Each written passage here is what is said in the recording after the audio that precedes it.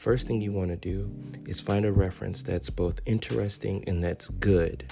And what I mean by good is that it has dark, like black and white, and then in between. So very dark, very white, and then the in between. You know, high contrast, but not too high contrast, depending on what you're practicing. The second thing you want to do is find the general shape, the gesture. Okay, you can see here that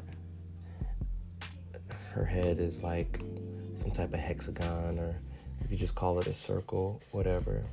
So I'm going around and I'm finding that shape, right? Comes to this end right here into her neck, and it's going down into her back and her shoulder, right?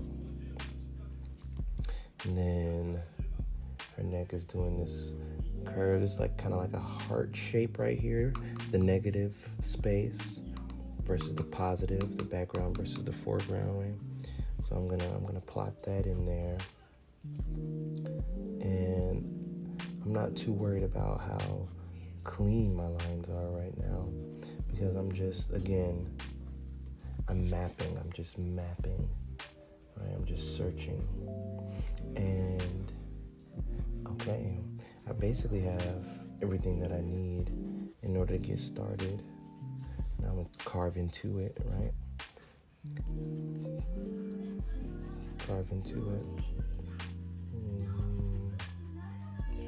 Right?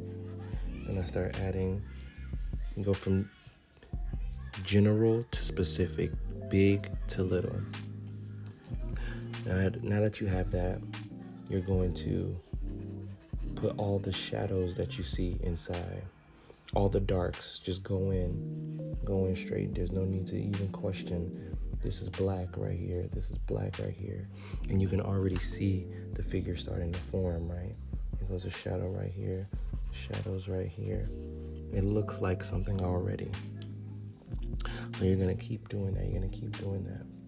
Push and pull, push and pull. Use your eraser. You see, okay, I got like a light square right here.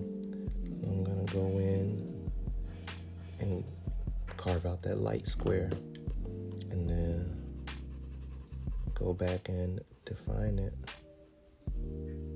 See what I'm saying? Now you already see some of the shoulder, right? And it already looks like it's something. Okay. So the more that you do this exercise, the more rendered you can get a figure, and you'll start to get an eye for, okay, this is a medium right here that I'm doing.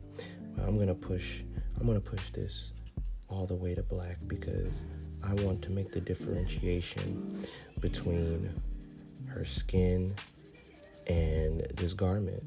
So I'm gonna have to push it to black, because that's what I see. And when you're doing these observational drawings, you want to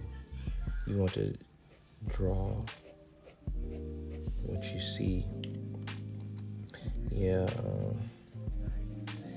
you could push it a little bit because it is an illustration. So, like, lines don't exist in nature, right? But I like lines.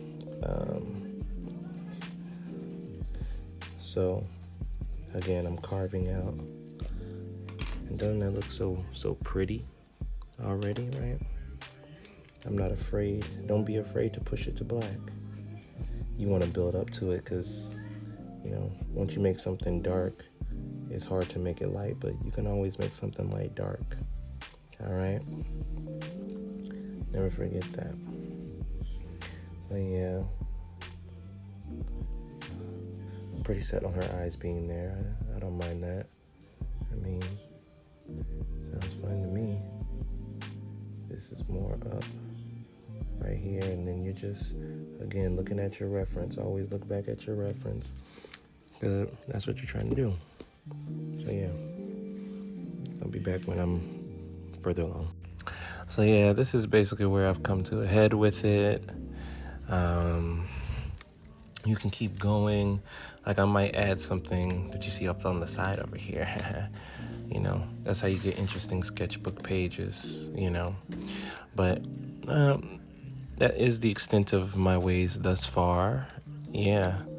Make sure that you got your darks, your lights, your mids, and the overall structure is gonna pop up. Then you can start designing whatever you want in there, you know what I'm saying?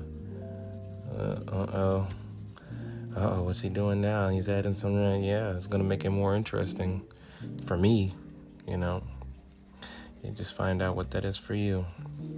So yeah, that's enough. I'll talk to you later, and peace. Need some lotion, but never stop your motion, no matter what, all right? Love you guys. God bless you. Be safe. Love each other. Bye.